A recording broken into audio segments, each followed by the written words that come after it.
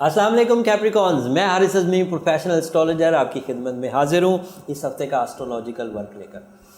पिछले हफ्ते जब हफ्ते का इख्तिताम हुआ तो सूरज अपनी चेंजेस करते हुए आपके यहाँ 7th हाउस में दाखिल हो चुका था। और क्योंकि ये हफ्ता 23 जून से सो ऑन है तो सूरज अब मैच्योर होता जाएगा। सूरज के साथ ही मार्स भी आपके 7th हाउस में ही मुयस्सर है, मरकरी भी आपके 7th हाउस में ही है।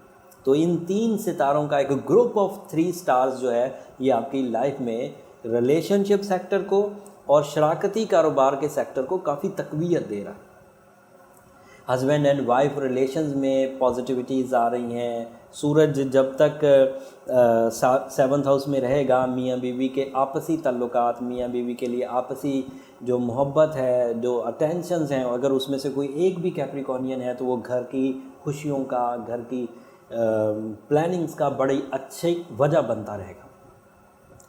और इसी तरह अगर कोई कारोबार जो कि शराकत पर मबनी था उसमें कोई एक भी कैप्रिकॉर्नियन है तो उस कैप्रिकॉर्नियन की परफॉर्मेंस की वजह से उस कारोबार में इस्तेहकाम रहेगा, डेवलपमेंट्स रहेंगी, प्रोडक्शंस रहेंगे। सूरज तो अभी यहाँ रहेगा।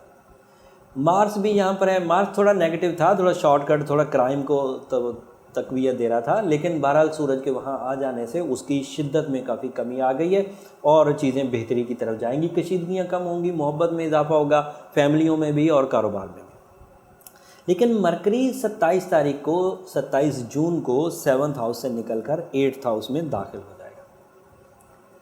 तो मरकरी जब 8th हाउस में दाखिल होगा तो वहाँ पर कुछ कमज़ोरी दिखाएगा। जो चीज़ें बड़ी फर्म आप अपने माइंड से कर पा रहे थे, अब उसको थोड़ा फोर्सफुली करना पड़ेगा।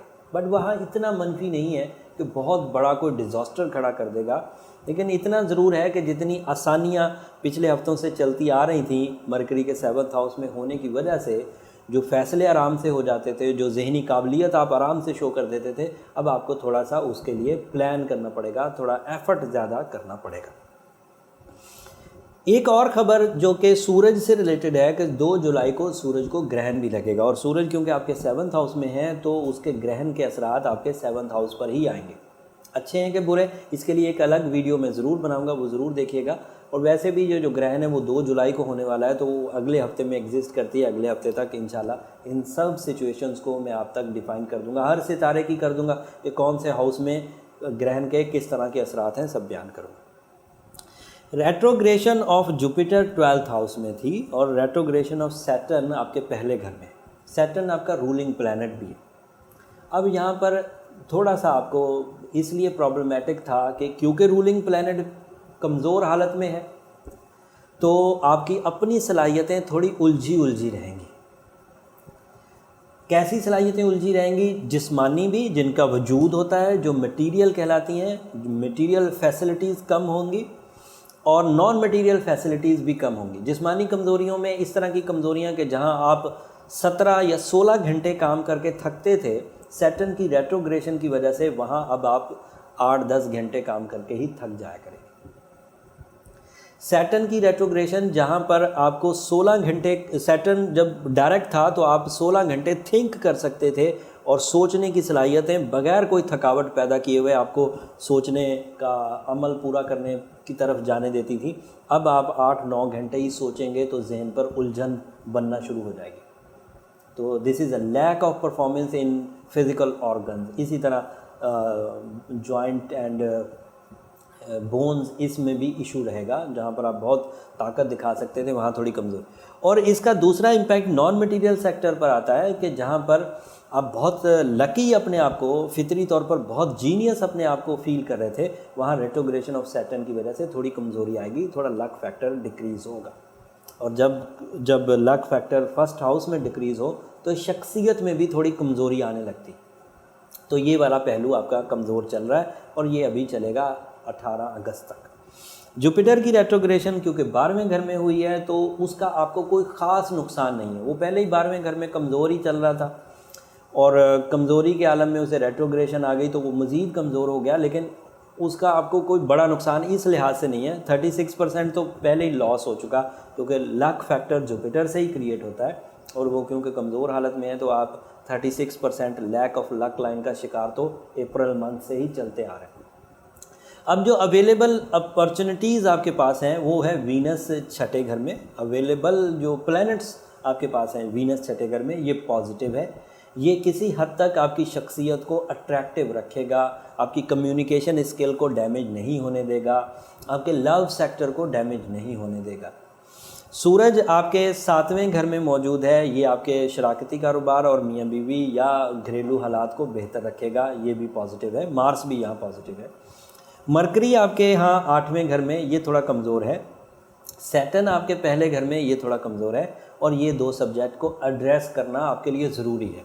जिन कैप्रिकॉनियंस ने इसे पहले ही समझ लिया था, अपना इंडिविजुअल जायचा बना के, उन्हें ये खबरें पहले ही मिल चुकी हैं। जो नॉर्मल कैप्रिकॉनियंस है उन्हें खबरें ये हफ्तावार मिलती हैं, लेकिन जो लोग अपना जायचा अलग से बनवाते हैं उन्हें ये खबरें पहले ही मिल चुकी होती हैं। तो उन्होंने रमज़ान को कैश किया, उन्होंने अपने जो गोल्डन टाइम था इबादत का उसको कैश किया, तो वो बचे रहेंगे। अगर किसी ने याकूत पहना हुआ है, रूबी, तो वो भी बचा रहेगा।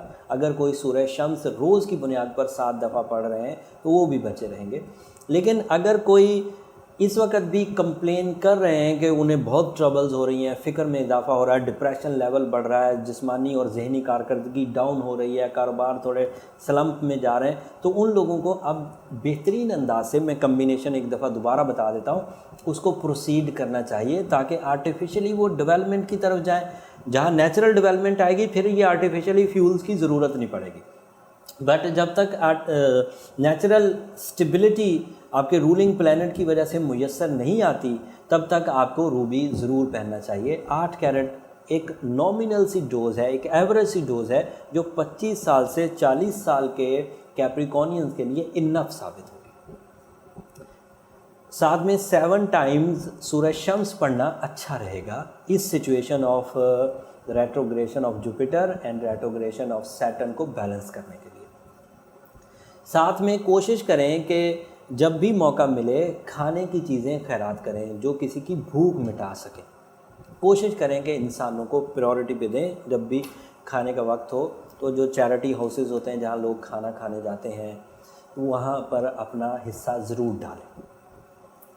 किसी ख़ास किस्म का सदका करने की ज़रूरत नहीं, वो आपको लक फैक्टर खुद ही मिल जाएगा। जब अल्लाह के हजूर आप सदकात करेंगे, खैरात करेंगे, तो वहाँ से जो खैर और बरकत आती है वो लक फैक्टर ही होता है, वो आपको आराम से वहाँ से मिल जाएगा। ये सिचुएशन अगर आपने इख्तियार की तो ये तमाम नेगेटिविटी ऑफ हॉरोस्कोप यकसर बैलेंस हो जाएगी। कुछ चीज़ें ऑलमोस्ट 60 to 70% तो आपको अपने स्टार पोजीशन से ही सपोर्ट मिल रही है। थोड़ी सी सपोर्ट आप ये आर्टिफिशियली परफॉर्मेंसेस देकर हासिल कर सकते हैं, तो इससे अगले जो भी वक्त आने वाला है वो बैलेंस हो जाएगा। लेकिन बैलेंस करने की ज़रूरत बहुत है। उसकी वजह ये है कि हम लोग मिड ऑफ 2019 में चल रहे हैं और अभी तक कोई बड़ी अचीवमेंट नहीं कर सके। अप्रैल के महीने से ही रेट्रोग्रेशंस शुरू हो गई थी, अगस्त तक चलेंगी, तो 4 महीने हमारे इसी में वेस्ट हो जाएंगे। इसलिए कोशिश करें कि जो अवेलेबल सन, जो अवेलेबल मार्स, जो अवेलेबल मरकरी इस वक्त सपोर्ट कर रहा है, इसको किसी तरह दीगर नेगेटिविटीज़ से बचाकर अपनी परफॉर्मेंसेस ले ली जाए। और उन नेगेटिविटीज़ से बचने के लिए जो रेमेडी मैंने दी है वो मेरा 16 ईयर एक्सपीरियंस है, वो बहुत इफेक्टिव है। वो एक कम्बिनेशन ऑफ ट्रीटमेंट है, जैसे ही आप करेंगे वो आजमूदा रेमेडीज़ हैं, आपको फ़ायदा देंगे। अगले हफ्ते तक के लिए इजाज़त दीजिए। अगला हफ्ता काफ़ी इंपॉर्टेंट होने वाला है। अगले हफ्ते में ग्रहण भी आएगा, उसकी वीडियो भी आपको अलग मिलेगी और जो आपकी ज़ात पर उस ग्रहण के असरात आएंगे वो भी मैं बयान करूँगा। जाते जाते चैनल को ज़रूर सब्सक्राइब कर लीजिए। अल्लाह ने